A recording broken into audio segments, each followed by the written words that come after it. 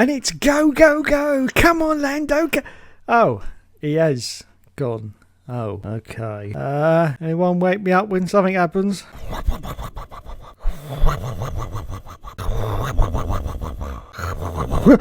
Lando! Oh, it's okay. Oh, Lando! No, it's good, it's good.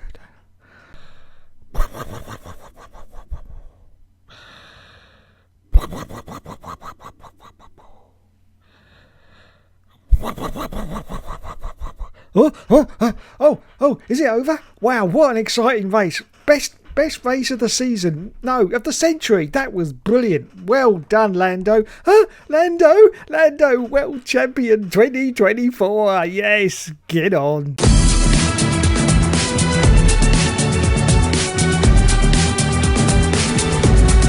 Hello everyone and welcome back to a brand new video. And yes, I was umming and ahhing about whether to even bother with this one, but here we go. We've just had the Singapore Sling, the Singapore Grand Prix, and oh my god, what a snooze fest it was. I'm going to give this a rating of 3 out of 10.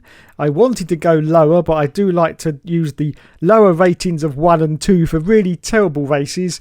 Just to give you an example, that Spa one where they only did 3 laps under the safety car, that was a 1 out of 10 race for sure, and that's what I like to keep the low scores for. So yeah, but 3 is going to be the maximum. Once again, it was another strategical race, which is all very good, but for me it's just very, very boring. I mean, these days I need 2 safety cars, I need at least 4 crashes, and I need some rain as well, because that's the only thing that tickles my pickle these days. I'm sorry, but that's it. And the race was just boring. Yes. Anyway, that was the Singapore Sling, and let's go through the runners and riders then and see what they did during that race. We start with Max Verstappen, who currently still leads the championship, but it's only 52 points now because Lando Norris has closed up that gap. It's getting ever smaller. Now, unfortunately, someone on Twitter has done the statistics, and they have said that if Lando Norris wins every single remaining race in the next 6 rounds, if he does that and the sprint races, so he does all of those and wins all of them for the next 6 rounds, and Max finishes in second place behind him in all those 6 rounds, Max Verstappen will still win it by 1 single solitary World Championship point. Now, that to me is an oh my goodness moment, because I would love to see that happen at Abu Dhabi. Yes, that's not going to happen because the laws of averages state that would be an impossible thing to happen. Something's going to happen with Lando. He's going to cock it up and he's going to end up not winning the race or coming behind Max Verstappen. I can see it now. And the warning signs are there when the fact that the FIA have now clarified their position on the wing of the McLaren and told them to modify it. I can't believe it, but yes, they have done it. They passed that car. The FIA passed that car. And now, just because other teams have been complaining, they have backed down. And they've asked McLaren to change that wing. Personally, if I was McLaren, I'd say, yeah, you can just go do one because you passed that car, and so that's it. Absolutely. Now, if you look at all the replays of the on-camera footage, it's not just McLaren. There's loads of the cars where there's wings are flexing and what have you. So I don't believe it's just McLaren. Maybe, yes, they have found a very clever way of introducing a tiny bit more flexing in their wing, which is sort of a sort of mini wing effect. But if they have, then well done to them, because that is what engineers do, isn't it? They come up with neat solutions to impossible, things that need to happen. So well done to them if they've done that. But no, we can't even have that, can we? We have to have the FIA step in and saying, please alter your wing. I've got some big reservations about this. I just feel that if they do and it ends up worse, then Max is going to be back to his winning ways again for the last 6 rounds of the championship. I hope that doesn't happen. I hope it keeps it alive and that Max still gets beaten by Lando. But I just got this niggling feeling whenever a car is asked to change something, it always ends up being worse. I've never seen a car end up better. It's always been worse. So, yeah, my big fear is that this could happen. Anyway, that's just doubting Thomas me. Let's just hope that doesn't happen, because I want to see a championship fight to the finish. So Max Verstappen in the race finished in second position. There was pretty much nothing he could do. He had a pretty boring race himself, nothing really going on. He did the best job that he could. He ended up, I think, 28 points behind Lando Norris in the end. 28 seconds, I should say, not points. That would be nice. So he just did what needed to be done, and well done to Maxi Boy Verstappen. Now, well done to Lando Norris, who actually won the race, but not without a few little ooh-ah moments. Yes, there was one moment when he definitely brushed the barrier and thought he'd done some damage to his front wing. The team came back and said, yes, a tiny little bit, but really nothing to worry about. That makes me wonder how many sensors they've got on those front wings to actually know that there is a bit of damage on it. Because I was looking at the replays and I couldn't see a thing wrong with that front wing. It looked absolutely perfect. But as I say, there must be like little tiny sensors that say if, a little bit's fallen off. And it must have been like a little tiny little piece that's fallen off or something, or got damaged. I don't know, because the wing to me looked absolutely fine. But anyway, yeah, he had two moments like that. Now, this is a problem when you're out in the lead, because you get complacent and you do start to lose concentration and you do start to nod off. That is the truth. You'd think, oh, wait a minute, Dave, he's a racing driver going at 215 miles an hour down the straight. Are you seriously trying to tell us that he actually sort of starts to... Yes, it is possible. It is very possible, because you're not trying to catch the car in front because you're in the lead. All you've got to worry about is the car behind, and the car behind was Max Verstappen, and he was way behind. So yes, you do start to get that driver fatigue, and your mind drifts off, and you start to think about what you're going to have for dinner tonight. Should we have a nice lasagna, or maybe a spaghetti bolognese, and all sorts of things start coming into your mind, because human beings. That is what we do. Yes, that is what we do. We start wandering off into different directions, and then Lando might have been thinking, "Oh, that girl in the pit lane was very nice that I saw earlier. And perhaps I'll go and ask her out, and we'll have a nice Chianti and some whatever."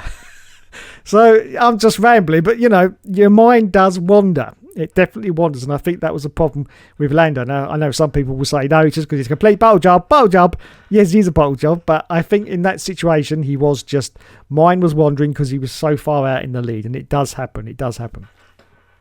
But anyway, congratulations to Lando Norris for winning the race. The gap now is 52 points between him and Max Verstappen. 331 for Max, 279 for Lando Norris. Okay, in third place in the points, this is not how they finished the races, the points, is Charles Leclerc with 245. He had a, pretty average sort of race, I have to say. He was doing well, but not brilliantly. Of course, he didn't win the race, nowhere near it, but I'd say well done to Charles Leclerc. And in fourth position in the points is Oscar's Pastry. He did have a very good race, considering that he didn't seem to have the overall pace of Lando Norris, definitely not, but he still managed to, and he did a lovely little move on Lulu. Yes, I did enjoy that. So well done to Oscar's Pastry. He's currently in fourth position with 237 points. So those top four, any one of them could win the championship. Obviously, some of those are rank outsiders, like Oscar's Pastries on 237. But you've got Charles on 245, Lando on 279, and Max Verstappen on 331. Any one of those four could win the championship. Oscar and Charles are rank outsiders. Lando and Max, it's not over. Remember those sprint races. Those sprint races are finally going to be key in this championship. Yes. I hate sprint races, but they are actually needed, especially if you're Lando Norris. So then we had Carlos Sainz. He's in fifth place with 190 points. He is definitely out of the championship fight now. With only 6 rounds to go, there is no way he's going to manage to win it. So anyway, he's leaving Ferrari and he's going off to Williams next year. I'm kind of disappointed with Williams' performance in the race. It wasn't too good. I just got reservations about whether Carlos can actually pull any performance out of that car next year, but we will have to see. Anyway, in sixth position in the points we have Lulu.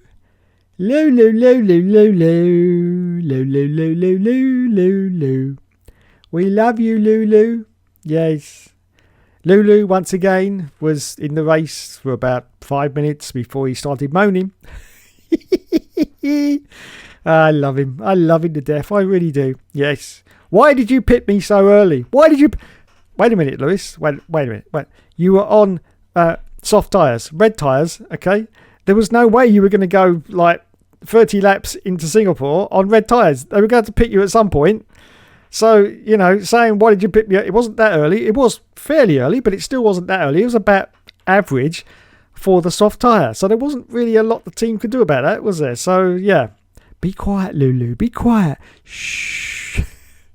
Once again, Lewis Hamilton having a sort of near sort of race, but I'll give him his dues. He did quite well. Then we got George of the Russell. Watch out for your teammate. Yes, he's in 7th place in the championship, 155 points. He had a very decent race, I have to say. Very decent indeed. And then we come on to Sergio Perez. Yes, Checo Perez. 144 points in 8th place in the championship so far. He had a pretty appalling race, which was started from the fact he had an appalling qualifying. 13th position. 13th position in the Red Bull. Max was 2nd. That's just, I don't know. I don't know what was going on there. He did manage to pull it up during the race, but I think he only finished in, was it 10th place? Yes, so not a very good performance from Checo Perez. In 9th place in the championship, we've got Fernando Alonso with 62 points. He, of course, is well out of the championship fight, but hopefully we'll get on to better things with Adrian Newey next year. We will see, though. We will see. He had a pretty average race. Nico Hulkenberg. I kept hearing Nico Hulkenberg quite a lot during the race, so he did seem to have quite a good race. Lance Stroll, I never even saw him on my TV. I did not see Lance Stroll on my TV once. I did fall asleep a few times, but I didn't see him. So there you go. And in 12th position in the championship so far with 22 points, we got Yuki Tsunoda, who, yes, has started to get a little bit of a moan on lately, I've noticed. Yes, he does start to moan a little bit. He was moaning because he wanted to get past his teammate because he was on red tyres. And they were saying, well, catch up to him, then you can go past him. And he's going, no, I don't want to ruin my tyres, man. I don't want to ruin my tyres. So, yeah, a little bit of moaning from Yuki Tsunoda just starting to creep in. I don't know what's going on there. Anyway, Alexander Albon in 13th place at the moment with the Williams with 12 points. He was a little bit surprised that his teammate was doing so well, wasn't he? Yes, used to being the team leader. That may be changing in the... Well, it is changing in the future for Williams. But anyway, yeah, that seemed to be a little... He was a bit surprised that he was doing so well.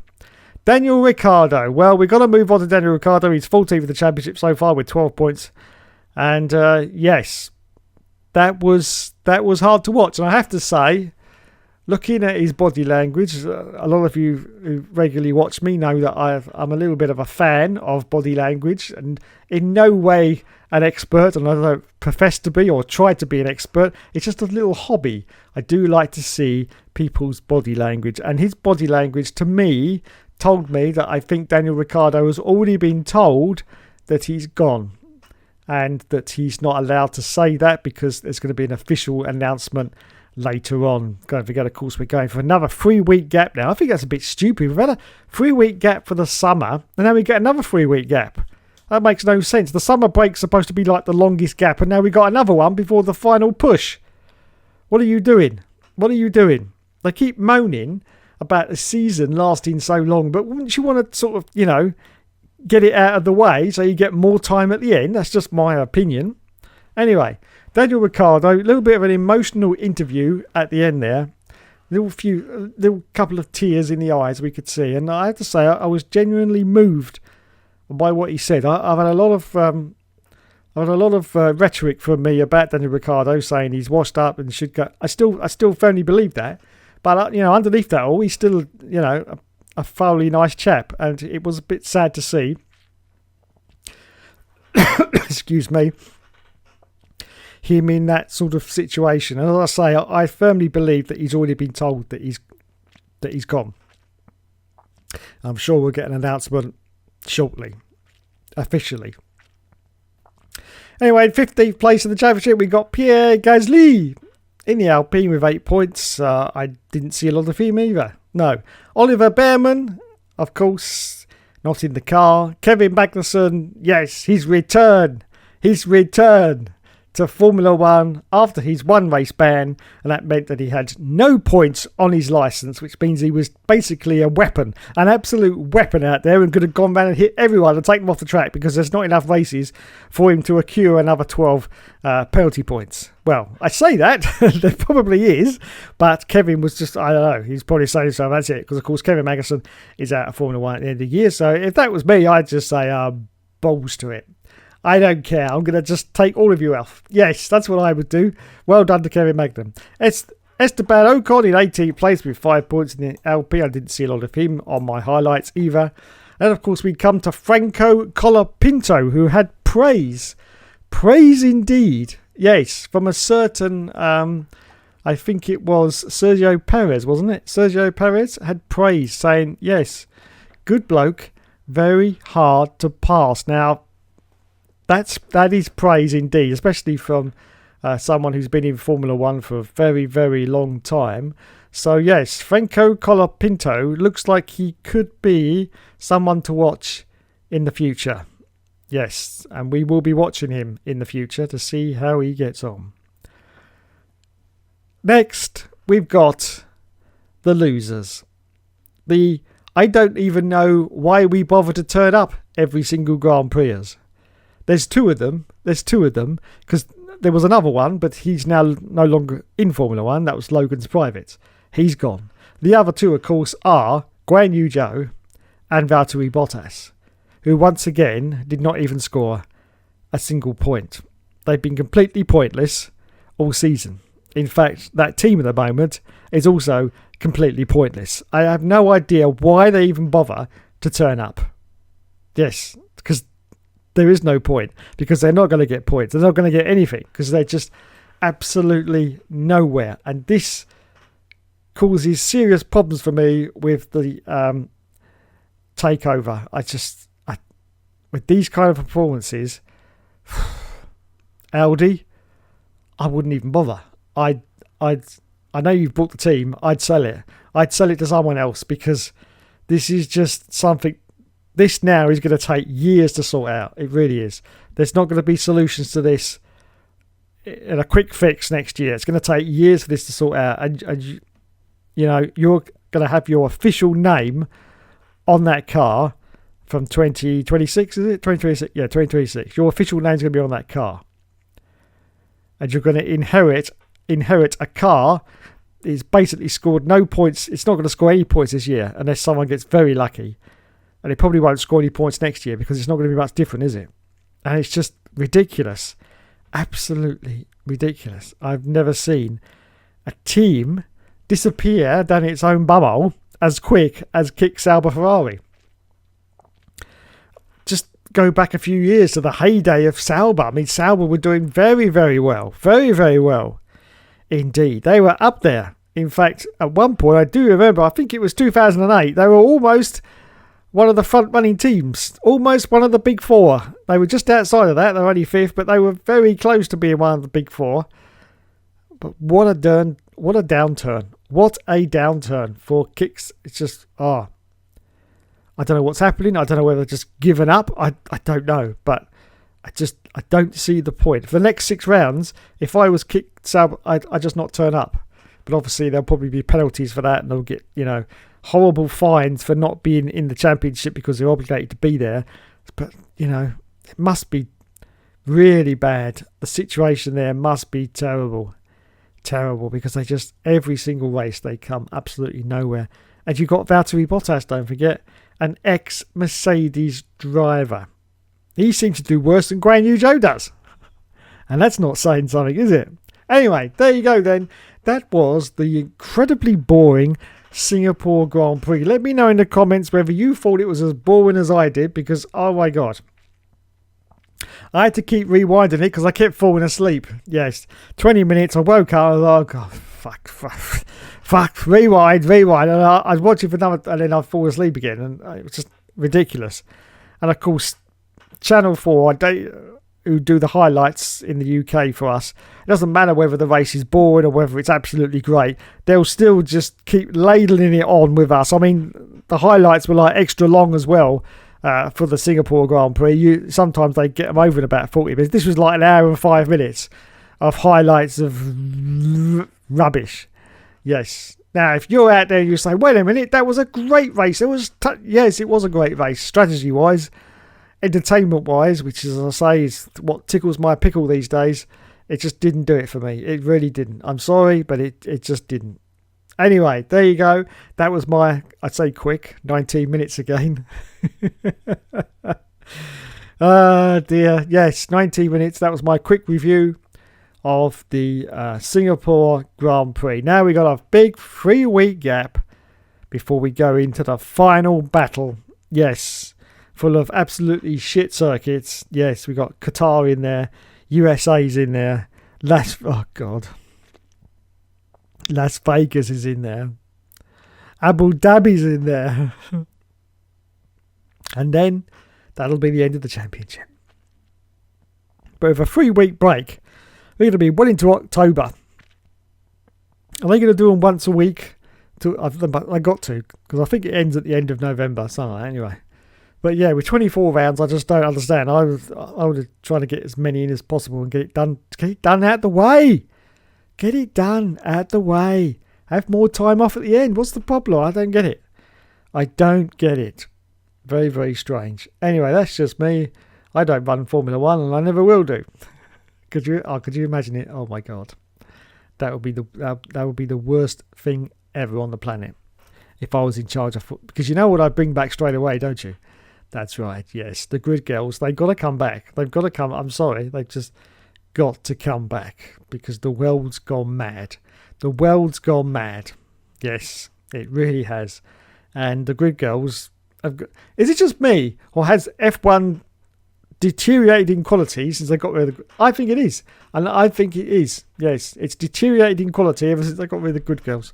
There you go, FIA. I've just solved your problem with Formula 1. It was the grid girls all along. Bring them back. F1 will be great again. I'm sure it will. Yes. Anyway, that's it from me. Thanks so much for watching, everyone. You have been awesome as always. And I'll catch you in the next video.